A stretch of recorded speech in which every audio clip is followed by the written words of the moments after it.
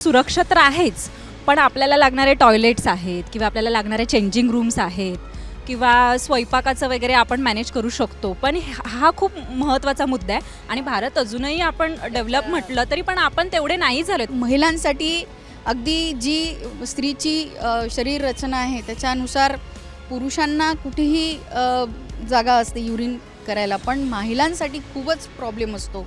आमच्याकडे एक changing tent आम्ही घेतलेला आहे. तो जिथे वाटलं तिथं तो वापरायचो, चेंजिंग टेंट लावून द्यायचो आणि तिथे मग आम्हाला गरज वाटली ते हे करायचो. पण आपल्या भारतामध्ये अजूनही आम्ही असे पेट्रोल पंप पाहिले जिथे फक्त मेलसाठी युरिनल्स आहे, फिमेलसाठी आहेच नाही. की आम्हाला कोणी स्पॉन्सरशिप वगैरे केलेली नाही आहे. आम्ही स्वखर्चानेच ही मोहीम आयोजित केली. तर मग मला तसे मी एक बिझनेस वुमेन असता कारणामुळे माझ्याकडे ऑलरेडी पैसे असतातच, पण मला नवऱ्याकडूनच काढायचे होते. तर मग मी त्यांना 1,00,000 रुपये मागितले. तर त्यावेळेस आम्ही उपाशी राहिलो, कारण आम्ही जेही बनवलं होतं थालीपीठ वगैरे ते सर्व संध्याकाळपर्यंत खाल्लंच नाही. पाण्याची आठवण नाही झाली आम्हाला, कारण आम्ही इतक्या जगतो की वाचतो असं झालं होतं. आम्ही एवढा प्रवास करतोय तर आम्हाला खूप जे मेट्रो सिटीज आहेत तिथेच बायका गाडी चालवताना दिसल्या. अन्यथा बायका आम्हाला साईडला बसलेल्या किंवा मागेच बसलेल्या आढळल्या. साहजिक आहे, बायका घराच्या बाहेर खूप क्वचित निघतात किंवा खूप एवढा लांबचा प्रवास एकट्या कधी करत नाहीत. तर त्या फॅसिलिटीज पण अजून आपल्या भारतामध्ये उपलब्ध नाही. हाय हॅलो नमस्कार, मी जयती ABP माझामध्ये तुमचं स्वागत करते. स्त्रियांनी गाडी चालवण्यावरतीच काय तर स्कूटी चालवण्यावरती पण खूप टीका होत असते, कारण की त्यांना सिग्नल देता येत नाही, सिग्नल चुकीचा देतात आणि भलतीकडेच वळतात. असे अनेक मीम्स तुम्ही सोशल मीडियावर पाहत असता आणि आपणही त्या जोकवरती हसत असतो. पण त्याला चांगली चपराक मारली आहे ती महाराष्ट्रातल्या या 2 स्त्रियांनी. त्याचं कारण असं आहे की या 2 स्त्रियांनी ठरवलं, खरं तर त्या दोघी मैत्रिणी आहेत, त्यांनी ठरवलं आणि आज अख्खा ते भारत फिरतायत. नेमका त्यांचा हा प्रवास कसा होता, त्यांनी हा प्रवास कसा केला आणि त्यांना ही कल्पना कशी सुचली त्या संदर्भात आज आपण जाणून घेणार आहोत. माझ्यासोबत 2 मैत्रिणी आहेत खरं तर, आणि मला खूप अभिमान वाटतो आहे ही स्टोरी सांगताना, कारण की बऱ्याचदा काय होतं ना की स्त्रियांच्या ड्रायव्हिंगवरती फार कमेंट पास होतात. म्हणजे स्त्रियांचं ड्रायव्हिंग हा हसण्याचा विषय झाला आहे खरं बघायला गेलं तर, आणि भारतातील खूप कमी स्त्रिया ड्रायव्हिंग करतात. म्हणजे अजूनही तो रेशो काही वाढत नाही आहे आणि त्याच्यामध्ये तुम्ही टोकाने कडेकडेने ते भारत फिरतायत. तर पहिली गोष्ट म्हणजे तुमचं ABP माझ्यामध्ये स्वागत आहे. आणि कसा होता हा अनुभव आणि कशी सुचली ही कल्पना? ड्रायव्हिंग मी सर्वप्रथम जेव्हा कार चालवायला शिकली तर खूप टीका टिप्पण्या व्हायला की तू एवढीच चालवशील, म्हणजे भीती वाटायची गाडी चालवायला. आणि घरून पण कधी कधी रागवणं मिळायचं की नाही गाडीला हे झालं आहे ते झालं आहे. मग ठरवलं की नाही स्वतःची गाडी घ्यायची आणि स्वतःच चालवायची. मग स्वतःची गाडी घेतली आणि जे गाडी चालवायला सुरुवात केली ती माझं गाडी चालवणं पॅशन झालं. पण मग स्वतःच एकटं ड्राईव्ह करणं सुरू केलं, लांब डिस्टन्स. आणि मग मला वाटायला लागलं की नाही आपण खूप दूरपर्यंत गाडी घेऊन जाऊ शकतो. पण कुठेतरी बाईच्या ड्रायव्हिंगवर समाजाला किंवा घरच्या लोकांना पण विश्वास नसतो की एवढ्या दूर खरंच ही जाईल का. तर तो प्रयोग मग मी करून पाहिला. स्वतः स्टेपनी किंवा पंचर कसं दुरुस्त करतात, स्टेपनी कशी बदलतात, सर्व गोष्टी शिकून मी एकदा एकटीच सोलो ड्रायव्हिंगला निघाली. तेव्हा माझा कॉन्फिडन्स वाढला की नाही मी गाडी एकटी दूरपर्यंत घेऊन जाऊ शकते. मग मला सोबतीला मग माझ्या डोक्यात कल्पना होती की आपण एक भारत भ्रमण करावं. आणि ही कल्पना माझ्या मुलाने दिली. माझा मोठा मुलगा प्रथमेश, त्यांनीच मला ही कल्पना दिली, आई तुला ड्रायव्हिंगचं पॅशन आहे आणि तू पूर्ण भारत भ्रमण का नाही करत. तर मग मला त्याच्यामध्ये काय असतं, एवढं ड्रायव्हिंग करायचं आणि एकटं निघायचं, तर बायका थोड्या दूर जायलाच तर नवरा पाहिजे असतो आणि एक सपोर्ट लागतो की एवढं दूर जायचं, एकटं कसं जायचं. तर तो एक विषय होता. आणि त्यामध्ये लक्ष्मी जी आहे ही माझी मैत्रीण, हिने मला साथ दिली. ही म्हणाली नाही मी तुझ्यासोबत येईल आहे. आणि हिचा कॉन्फिडन्स आणि ही जी घाबरत नाही कोणत्याही गोष्टीला, कारण भीती एवढ्या दूर एकटं जाणं काही सोपी गोष्ट नाही आहे. जे आम्ही अनुभवलं आहे की जे रस्ते आम्ही बघितले, बर्फातनं गाडी चालवली, जिथे आपल्याला माहीत आहे आता गाडी पंक्चर झाली, आपण आपल्या गावात असलो तर नाही आपला नवरा येईल धावून किंवा आपला भाऊ येईल धावून, अजून कोणी येईल आपल्याला मदत करायला. पण आम्ही अशा ठिकाणी गेलो की जिथे आमचं कोणीही नव्हतं. तिथे काही अडचण आली तर आम्हालाच फेस करायची होती. आणि तो कॉन्फिडन्स आणि ती भीती आपल्यामध्ये नसली पाहिजे. आम्ही जिथे जिथे गेलो तिथे तिथे लोकांना खूप आश्चर्य वाटलं की 2 बायका इतक्या दूर कशा काय आल्या, तुमचे नातेवाईक आहे का इथे? नाही नाही, आम्ही फिरायला निघालो आहे, भारत परिक्रमा करतो आहे.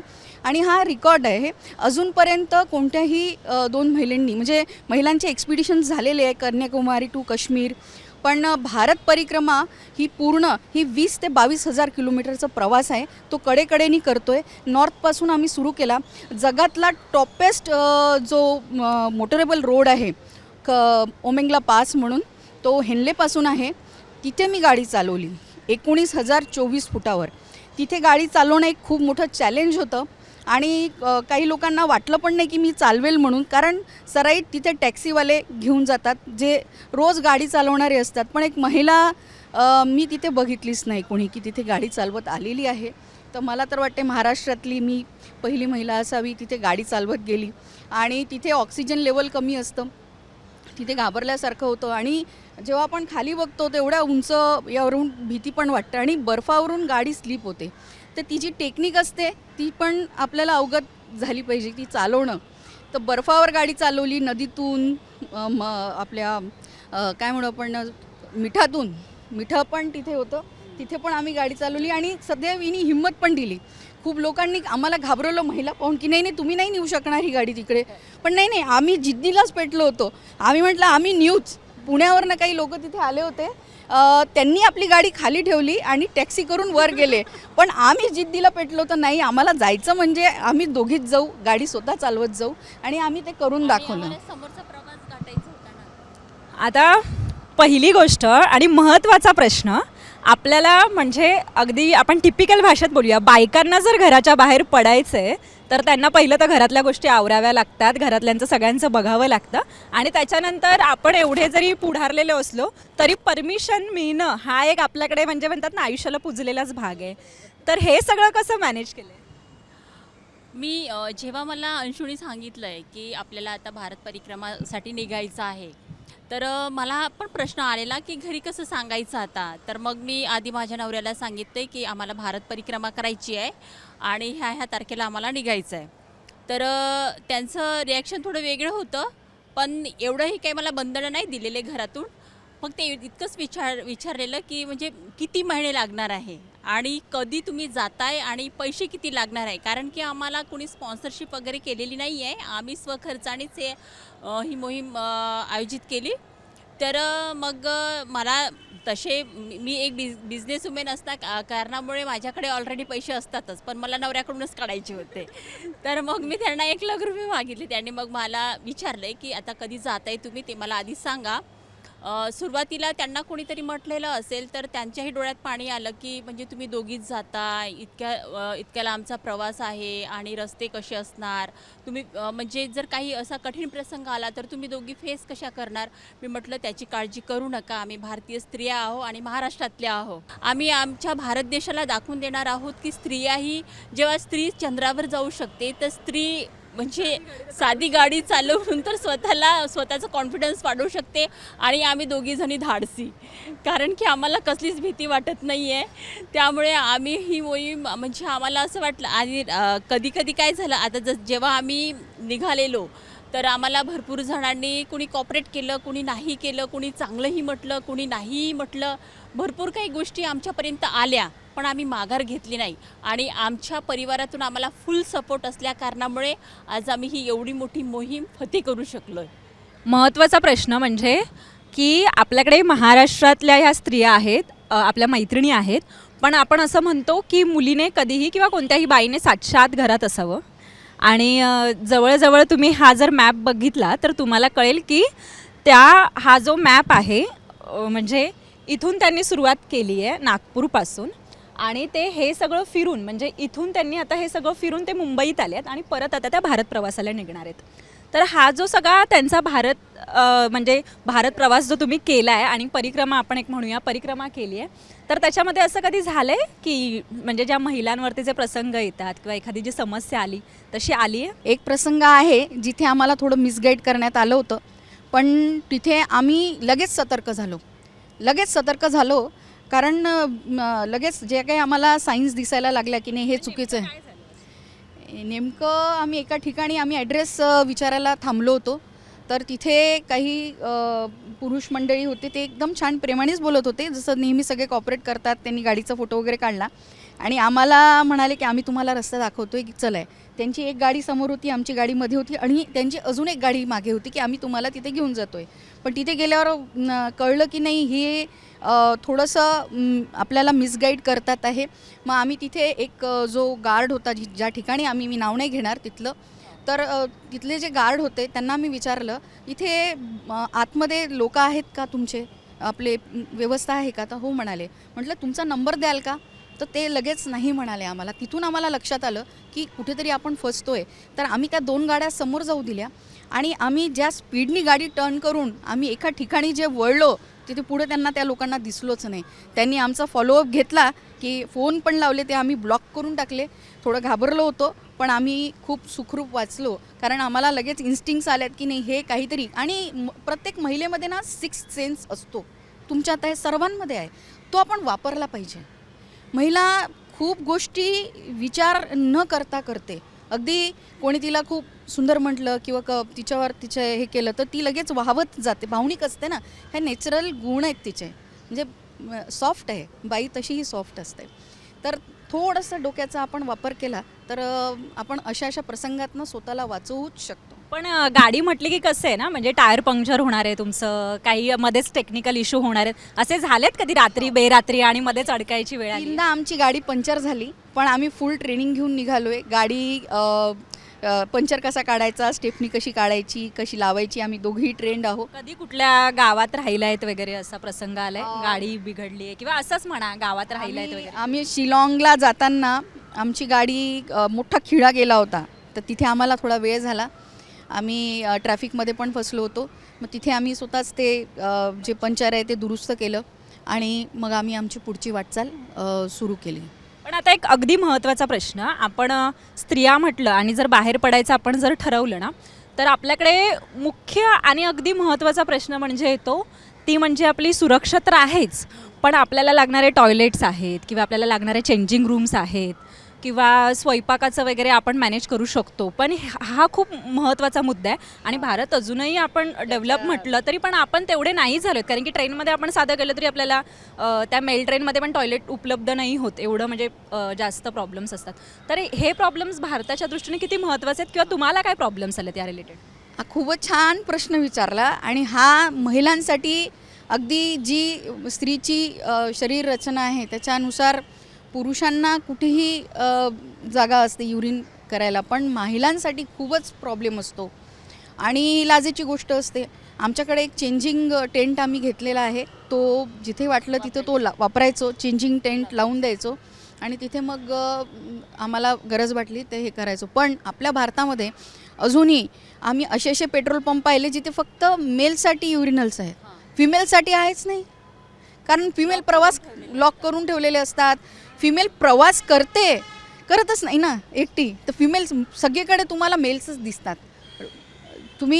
आम्ही एवढा प्रवास करतोय तर आम्हाला खूप ज्या मेट्रो सिटीज आहेत तिथेच बायका गाडी चालवताना दिसल्या, अन्यथा बायका आम्हाला साईडला बसलेल्या किंवा मागेच बसलेल्या आढळल्या जास्त करून.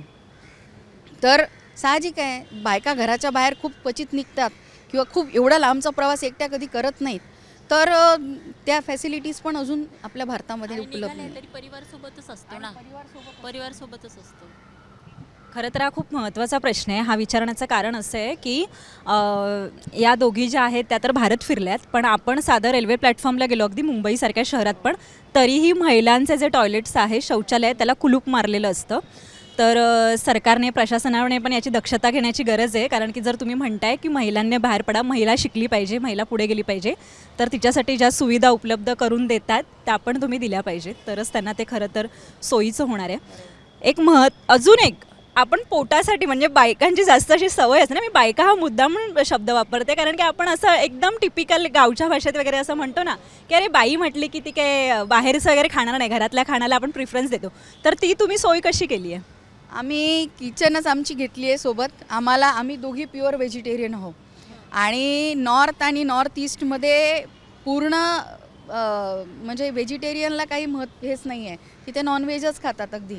सर्राम म्हणजे नॉनव्हेजचेच दुकानं तुम्हाला दिसतील. तर तिथे आम्हाला खूप अडचण गेली, तर आम्ही आमचं छोटा गॅस आहे, आमचे भांडे आहे, आमचं किराणा आहे, आम्ही घेऊनच निघालो होतो. म्हणजे आमच्या गाडीमध्ये म्हणजे A to Z सगळं सामान आहे. म्हणजे कधी उपाशी राहायची वेळ आली आहे का? हो, हो उपाशी रात्री. पण राहिलेलो आम्ही. कारण अशा अशा ठिकाणी काय झालं होतं त्यावेळेला?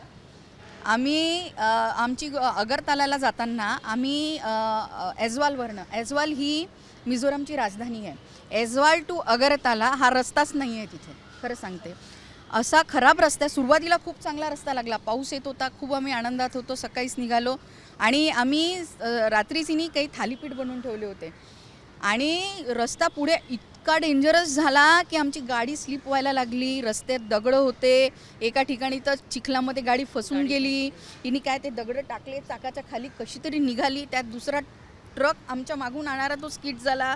असं वाटलं त्या दिवशी तर आम्ही बचावलो, ही बचावली, कारण मी तो म्हणजे तो ट्रक अगदी माझ्या अंगावर चालता आमची गाडी साईडनी होती. मी म्हटलं तर आमची गाडी गेली आणि आम्ही गेलो आणि आणि देवाच्या कृपेने आम्हाला काहीच झालेलं नाही. नाही. मग तो आणि पण रिलॅक्स झाला ड्रायव्हर, म्हणजे ट्रक ड्रायव्हर. त्यांनी पण थोडी साईडनी गाडी ठेवली. मग त्यांनीच मग आम्हाला समोरचा मार्ग दाखवला आणि तिथला रस्ता इतका भयानक होता आणि आमची गाडी काय 4x4 नाही आहे की कुठूनही चाललो काढत. तिथे जाणवलं की ही गाडी तर फ्रॉंक्स आहे ना, ही साधी गाडी आहे. दुसरे मागचे चाक फसले तर मी कुठून जोर लावणार आहे 2 बायका. पण नशिबाने खूप स्किल ड्रायव्हिंग लागतं तिथे. आम्हाला पहिले जर कोणी सांगितलं असतं की असा रस्ता आहे तर कदाचित खूप घाबरलो असतो. आम्हाला काही माहीत नव्हतं एवढे खराब रस्ते आहे. तिथे प्रत्येक गावामध्ये हेलिपॅड आहेत, म्हणजे जेव्हा कोणी बिमार पडतं तर ते त्यांना गाडीने जाणं शक्य नाही आहे.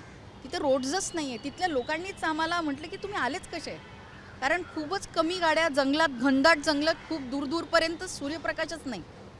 तर त्यावेळेस आम्ही उपाशी राहिलो, कारण आम्ही जेही बनवलं होतं थालीपीठ वगैरे ते सर्व संध्याकाळपर्यंत खाल्लंच नाही. पाण्याची आठवण नाही झाली आम्हाला, कारण आम्ही इतक्या जगतो की वाचतो असं झालं होतं. म्हणजे असा प्रसंग यायचा आमच्यावर की आम्ही दोघी जणी एका गाडीमध्ये होतो आणि ती माझ्या शेजारी, मी तिच्या शेजारी, पण आम्ही दोघी जणी संवाद साधत नव्हतो. म्हणजे एकदम डोक्यामध्ये हीच कल्पना की आता पोचायचं कसं. समजा मधामध्ये आमची गाडी पंक्चर झाली किंवा गाडीला काही झालं तर मग आम्हाला अख्ख्या जंगलामध्ये रात्र काढावी लागेल आणि आपल्या इथे आजूबाजूनी कोणीच नाही आहे, मदतीला कोणाला आपण फोन करणार. ह्या सगळ्या म्हणजे डोक्यामध्ये आमच्या घुमत होत्या. प्राण्यांची वगैरे अशी काय हे झाली आहे?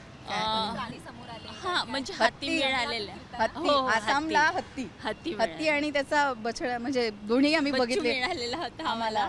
की आपण अनेकदा ठरवतो की आपल्याला खूप राज्य फिरायची आहे आणि आपल्याला बाहेरही जायचं असतं आणि आपली स्वतःची खूप इच्छा असते की कधीतरी ना आपण आधी आयुष्यात एकदा तरी आपण भारत पूर्णपणे फिरावा, कारण की आपला भारत खूप सुंदर आहे. साधारण किती खर्च येईल हो? म्हणजे तुमचं बजेट काय आहे आणि किती खर्च येईल? पेट्रोल, जर गाडीचा ॲव्हरेज चांगला आहे आमच्या आणि गाडीने खरंच खूप साथ दिली आम्हाला, मारुतीची गाडी आहे. म्हणजे आता हे मी विचारते, म्हणजे तुम्हाला बघून ज्यांना हे प्रश्न पडत आहेत की आपल्याला पण भारत फिरायचंय, तर तुम्ही बजेट सांगा की जेणेकरून ते लोक प्लॅन करतील. एक फॉरेन ट्रिप तर आपलं पूर्ण भारत फिरून होतं. मी सरळ भाषेत सांगेल, 3.5 लाख पर्यंत जे बजेट आहे, 4 लाख पर्यंत पूर्ण तुमचं राहण्याचा आणि बाकी सर्व खर्च तो येतो याच्यामध्ये. म्हणजे आपण एक फॉरेनला जातो ना, मी तर म्हणेल फॉरेनला नको जा, पहिले भारत बघा. भारतमध्ये काय नाही आहे. भारत बजेट कसं मॅनेज केलंय? बजेट आम्ही दोघांनी 50-50 झालं आहे आमचं. आम्ही 1 वर्षापासून पैसे जमा करत होतो या ट्रिपसाठी. आणि मग घरातून नवऱ्याने वगैरे किती दिले पैसे? मला दिले म्हणजे मी स्वतः ह्या तर कमावती आहे. डॉक्टरच आहे आणि मी माझा पण बिझनेस आहे, मॅन्युफॅक्चरिंग आहे माझी. तर मला हो, म्हणजे माझ्याकडे पैसे ऑलरेडी होते पण मला नवऱ्याकडूनच काढायचे होते. आमचे 2 स्टेट्स दोन बाकी state आहे, बाकी गुजरात आहे. आणि राजस्थान. इथून आम्ही आता उद्यापासून आमचं गुजरात आणि राजस्थानचा टूर राहील, मग दिल्ली आणि मग पुन्हा नागपूरला. हां, 0 माईलपासून आम्ही सुरू केलं आणि याच्यात आमचे जे अतुल सर आहेत, अतुल ॲडव्हेंचर म्हणून त्यांचं एक आहे, अतुल चौकसे म्हणून आहेत. ते आम्हाला आमच्या गाडीमध्ये कॅमेरा लागलेले आहे, GPS. ते आम्हाला सॅटेलाईटनी बघत असतात. आज माझी गाडी इथे उभी आहे तर त्यांना दिसतोय आम्ही कुठे आहोत, तर ते ऑब्झर्व करत राहतात. कधी कधी GPS चुकवतो तर ते आम्हाला बघत राहतात, मॅडम तुम्ही चुकले आहात, गाडी पलटवा, या दिशेने घेऊन चला. ते आमचे प्लॅन्स आम्हाला गाईड करत असतात दुरून. ओके. आणि मुलांनाही आम्ही दिसत असतो की आता साधारण एक प्रश्न आहे की जर सपोज मला भारत फिरायचं आहे, मला पूर्ण भारताचं ते प्लॅनिंग करायचं आहे आणि मला पण गाडी घेऊन फिरायचं आहे, तर थोडक्यात सांगा की मी काय काय तयारी केली पाहिजे. एकतर तुम्ही आधी गाडी पूर्णपणे येता आली पाहिजे, समजली पाहिजे की मेन म्हणजे जसं आता पंचर आहे, हां पंचर आहे, स्टेपनी कशी चेंज करायची आणि जसं आता बाकी गाडीचं जे टेक्निकल नॉलेज आहे ना ते यायलाच घ्यायचं. पाहिजे. दुसरी गोष्ट, मनामध्ये हे ठेवायचं नाही की मी स्त्री आहे, मी गाडी चालू शकत नाही. कॉन्फिडन्स, फुल धाडस. कॉन्फिडन्स ठेवायचा, धाडस ठेवायचं. कारण बाईला बघितल्यावर सगळेच म्हणतात, मला तर प्रत्येक ठिकाणी हा डायलॉग ऐकायला मिळाला, मॅडम तुमच्या ड्रायव्हरला सांगून द्या, ड्रायव्हर पार्क करून घेईल. मी अशा अशा ठिकाणी गाडी पार्क केलेली आहे, तो ड्रायव्हर मीच आहे. तर अरे तुम्ही आहात. तर तो कॉन्फिडन्स ठेवायचा की मी गाडी चालवू शकते, घाबरायचं नाही. आणि हे दोन गोष्टी जर असल्या, जसं नॉर्मल आहे बघा, स्त्री पुरुष हे दोघंही सारखेच असतात. आम्ही बचावासाठी खूप साऱ्या गोष्टी आमचा जो ठेवलेला आहे, रॉड ठेवलेला आहे, आमचा जो तो स्प्रे आहे, बाकी आमच्या दारातच असतो. म्हणजे नाही गरज नाही याची पडली, गरजच पडली नाही आम्हाला. हो. गरज नाही पडली. फक्त आपले इन्स्टिंक्ट असतात, आपली बुद्धिमत्ता आपण वापरली पाहिजे. त्या व्यतिरिक्त काही काही नाही. नाही. आणि मग किचन तर Kitchen आहे आहे, स्वतःचं. किचन मध्ये एक चाकू आहे. बस. बस. आणि मग हे सगळं घेऊन तुम्ही कधी- आणि कपडे हा हो. कपडे आमचं म्हणजे स्टे हॉटेलला वगैरे असतो. हो, होमस्टेला आम्ही हॉटेल फार जास्त कमी, आम्ही हा, होमस्टे होमस्टेला जास्त राहिलो. यूज कारण केलेला. कसं आहे की जिथे जसं आता आम्ही नागालँडला गेलो तिथे आम्ही एक होमस्टे केला. तिथल्या लोकांशी आम्ही बोलायचो, त्यांच्या घरी राहिलो तर त्यांची संस्कृती, त्यांच्याशी बोलणं, ते कसे राहतात, ते काय खातात, तिथली बाईची व्हॅल्यू काय आहे, हे सगळं हा जाणून महत्त्वाचा प्रश्न आहे, कारण की तुम्ही आता हे सगळं भारत फिरताय. खरं तर हे आपलं जगच असं म्हणूया, कारण की जे जगात सगळीकडे आहे ते भारतात एकमेव असा देश आहे की जे भारतातच आहे. तर असं तुम्ही महिला आहात, तर भारत फिरताना महिला म्हणजे आपण आता मुंबईत आहोत किंवा तुम्ही नागपूरमधले आहात, तर आपल्याला असं वाटतं की नाही महिला खूप प्रगत झाल्यात वगैरे, पण हे खरंच आहे प्रगत झाल्यात? म्हणजे तुम्हाला हे गावागावातून फिरताना काय वाटतं की झाल्यात का? नाही नाही नाही म्हणणार मी. भीती, संस्कृती, परंपरा आपण ज्या जपतोय, तर त्यामागे या गोष्टी एक गोष्ट मला सांगावीशी वाटते. जसं आपण फोन अपडेट करतो ना, तसं स्त्रीनी अपडेट होणं गरजेचं आहे. हो, दर महिन्याला तुमच्या फोनमध्ये अपडेट येतो ना, काळानुसार स्त्रीनी अपडेट व्हायला पाहिजे. आत्ताचा काळ काय आहे, आत्ता मी काय वागली पाहिजे. तुम्ही इसवी सन 500च्या काळातलं तर नाही राहू शकणार ना आता या सदीमध्ये. तर तो एक विचार करून ज्या परंपरा आणि ज्या गोष्टी आहेत त्या तिथे कुठेतरी आपण तडजोड करून प्रगती तेव्हाच होऊ शकते, जिथे आपण ॲडजस्ट होऊ, आपल्या अपडेट होत राहू आणि कॉन्फिडन्स ठेवून पुढे वाढत राहू. म्हणजे प्रत्येक गोष्ट नवऱ्यासोबतच जायचं. कारण आम्ही खूप ठिकाणी गेलो तर माणसंच म्हणायला लागले, आमची बायको तर इथून तिथपर्यंत नाही जात, ती मलाच घेऊन जाते, मला ती एकटं जायला बघतच नाही. तर या ज्या गोष्टी आहेत तर बाईने धाडस केलं पाहिजे. पण बाईने धाडस केलं पाहिजे. पण आता तुम्ही एवढं सगळं फिरताय, तर तुम्ही म्हणजे रात्री घराच्या बाहेर फिरणं पण महिलेनेच. आता तुम्ही तेवढ्या म्हणजे कसं माहिती आहे, तुम्ही शहरात राहणारा आहात किंवा आम्ही शहरात राहणारी आहे म्हणून मी ते धाडस करू शकते, पण गावात राहणारी बाई जी खरंच घाबरते या सगळ्या गोष्टीला, ती ते धाडस करू शकते? एवढा आपला भारत सेफ आहे? हो, भारत सेफ आहे. भारत सेफ आहे. भारत खूप चांगला आहे. भारत स्त्रियांचा आदर करतो. सगळ्यात चांगली तुम्हाला दिलेली कमेंट कोणती? सगळ्यात चांगली जेव्हा आम्ही मिलिटरीचे लोक जेव्हा आम्हाला सल्यूट करतात तेव्हा इतकं आनंद होतो, Proud जेव्हा feel होतं. प्राऊड फील होतं. कारण आम्हाला प्रत्येक ठिकाणी मिलिटरीच्या लोकांनी सल्यूट मॅडम म्हणे तुम्हाला. जेव्हा आपण क्रिकेटची यावेळेस आपण विश्व वर्ल्ड चॅम्पियनशिप जिंकलो आणि त्यावेळेस आम्ही मणिपूरला होतो आणि मणिपूरला खूप आम्हाला हे लागले, चेकपोस्ट लागले. तर ही जिथे जिथे उतरली तर तिथे तिथे आमची गाडी बघितली, तुम्ही दोनच बायका, सेल्यूट मॅडम म्हणे. भारत खूप पुढे चाललाय. आपल्या भारताच्या बायका क्रिकेट कमेंट केलेली होती की आता वर्ल्ड कप जिंकलात म्हणे, आता तुम्ही भारत जिंकून या म्हणे. हा, तर या कमेंट्स आणि कधी कधी चालत्या गाडीमध्ये खूप लोक आम्हाला भरपूर सल्यूट salute करून करतात. जातात. तर तेव्हा सल्यूट खूप वेळ लक्ष नाही येत, पण सल्यूट करतात तेव्हा खूप आनंद होतो. अरे नाही, आपल्याला पुष्कळ ठिकाणी असं झालं की आमच्या गाडीला बघून थांबतात, विचारतात आणि photo मग काढतात. हा आणि कौतुक पण करतात. आता हे म्हणजे मिलिटरी मॅनने सल्यूट करणं हे खूपच, पण आपल्याकडे असं असतं ना, एक आजीबाई वगैरे असतात, त्या खूप जुन्या विचारांच्या वगैरे आहेत, पण तुम्ही आता हे भारत फिरायला निघाल्यावर त्यांना ही गोष्ट कळल्यानंतर तुमचं कौतुक वगैरे केलं आहे, असं काही झालं किंवा तुम्हाला सूचना वगैरे दिल्यात असं? हो आसामला झालेलं. हो हो हो. हो, आसामला आम्ही एका ठिकाणी जेवण करायला थांबलो, तर त्या बाईनी तिला इतकं कौतुक वाटलं आमचं. तिचा व्हिडिओ पण आहे आमच्या इंस्टाग्रामवर. तिने आम्हाला म्हटलं, पहा आसाम खूप सेफ नाही आहे, तुम्ही एकट्या निघालेले आहे, तुम्ही ना छोट्या छोट्या गावांमध्ये नाही थांबायचं, गाडी बरोबर लॉक करायची, इथून सामान चोरी जाऊ शकतं, तुम्ही ना मोठ्या शहरांमध्ये थांबायचं, म्हणजे तुम्ही सेफ राहाल. आम्हाला तिचं इतकं कौतुक वाटलं. तिने आणि इतक्या प्रेमाने आम्हाला आम्हाला चहा चहा पाजला आणि खूप तिने आमचं कौतुक केलं. म्हणे कौतुक तुम्हाला केलं. खरंच मानावं लागेल म्हणे, कारण आम्ही तर या गावापासून त्या गावात जात नाही म्हणे. आसाम खूप सेफ नाही आहे म्हणे, आसाममध्ये खूप झगडे आणि वाद होत राहतात म्हणे. तुम्ही इतक्या दूर आलात. तिने खूप आम्ही तिला विसरू नाही शकणार. ती एक म्हणजे ती स्त्री असून तिने आणि तिकडे आसामला नाही का ते तांबूल आणि पान जे खातात ना, तर आम्हाला असं वाटलं की आम्हाला पण द्या. त्यांनी म्हटलं नाही नाही तुम्ही खाऊ नका, चक्कर येतो तुम्हाला म्हणे. चक्कर येईल म्हणे, तुम्हाला प्रवास करायचा आहे म्हणे, हे अजिबात खायचं नाही म्हणे, कोणी दिलं तरी नाही खायचं म्हणे.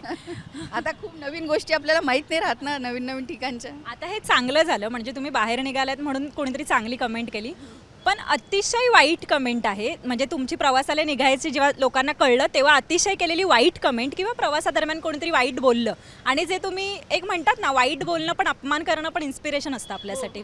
तर अशी कोणती तरी एक कमेंट मला सांगा. बघा, ही कमेंट साहजिक आहे. आम्ही दिवाळी बाहेर होतो दिवाळीला, आणि दिवाळी सण असा आहे की तिथे बाई घरीच पाहिजे असते.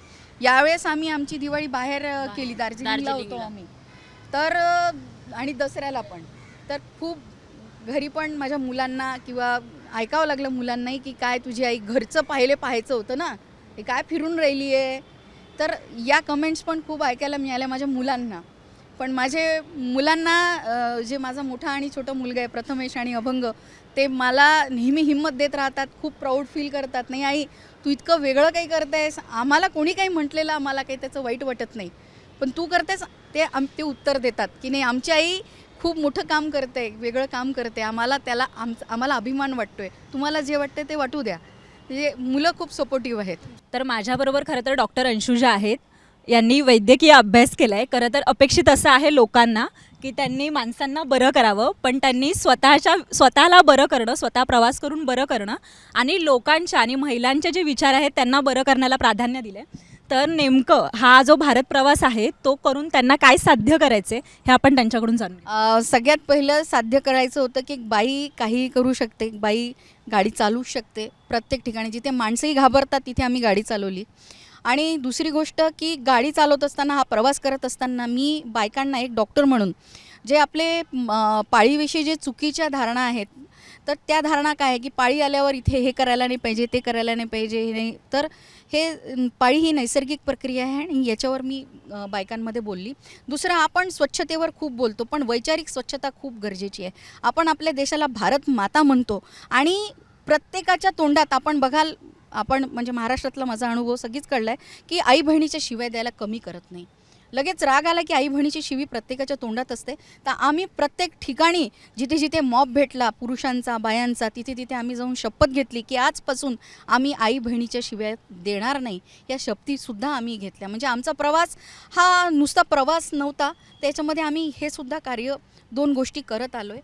आणि महिलांचं कल्चर, महिलांना काय स्वातंत्र्य आहे नाही आहे, या गोष्टी पण मी शिकले त्याच्यामधनं. तर जेव्हा आपण बाहेर पडतो त्यावेळेला आपण फक्त फिरतो, पण जेव्हा एखादी महिला बाहेर पडते आणि एखादी महिला ज्यावेळेला भारतात सगळीकडे फिरते त्यावेळेला ती फक्त भारतात फिरत नाही, तर महिलांचे प्रॉब्लेम्स आहेत, ज्या समस्या आहेत तेही जाणून घेते आणि त्या स्वतः डॉक्टर असल्यामुळे त्याची जनजागृती करतात. त्याच्यामुळे महिलांनी बाहेर पडणं हे जास्त गरजेचं आहे. तू गाडी चालवू नकोस, तू साईडला बस, नाही तर मी आज काय जिवंत राहत नाही वगैरे, हे वाक्य आपण अनेकदा ऐकत असतो. तर त्या सगळ्यांचं तोंड बंद करायला लावणारा हा खरं तर इंटरव्ह्यू आहे की महिलांना ज्यावेळेला तुम्ही पुढे पुन्हा पुन्हा बोलत राहाल की अगं तू सिग्नल चुकीचा देऊन टर्न चुकीचाच घेतेस, भलतीकडेच घेतेस, त्यावेळेला हे 2 चेहरे आहेत आपल्या मैत्रिणींचे, ते लक्षात आणा, तुमच्या डोळ्यासमोर येऊ देत, तेव्हा तुम्हाला लक्षात येईल की स्कूटी वगैरे खूप छोटी गोष्ट आहे. महिला फक्त गाडीच चालवत नाही आहेत, तर अगदी अर्ध्या रात्री टायर पंक्चर झालं आहे तेही रिपेअर करत आहेत. त्यांनी अगदी बर्फातून, मिठातून, नदीच्या पाण्यातून पण गाडी चालवलेली आहे. त्याच्यामुळे वो स्त्री आहे, वो कुछ भी कर सकती है, हे खरे. एबीपी माझा, उघडा डोळे बघा नीट.